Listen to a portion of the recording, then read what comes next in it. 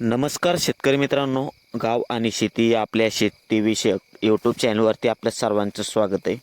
शेतकरी मित्रांनो, बरेच शेतकरी म्हणत होते की राजमा पिकाचे बाजारभाव हे कशा पद्धतीने आहेत ते आम्हाला सांगा. तर आज या व्हिडिओमध्ये आपल्याला राजमा पिकाचे बाजारभाव हे कशा पद्धतीने आहेत, आज तारीख 23 फेब्रुवारी 2026 आणि कशा पद्धतीने बाजारभाव आहेत हे सुरुवातीला आपण पाहू.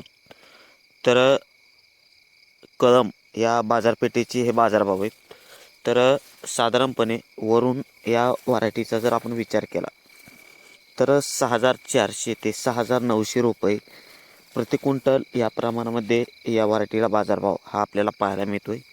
त्यानंतर ब्राझील वाघ्याचा जर विचार केला आपण तर 7,600 ते 8,100 रुपये प्रति क्विंटल या प्रमाणामध्ये ब्राझील वाघ्या आहे.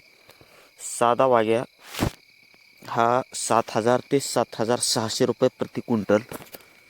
त्यानंतर खुन्नीलाल 6,400 ते 6,900 रुपये प्रति क्विंटल या प्रमाणामध्ये बाजारभाव हे आपल्याला आत्ता पाहायला मिळत आहेत. शेतकरी मित्रांनो, मागील महिन्यामध्ये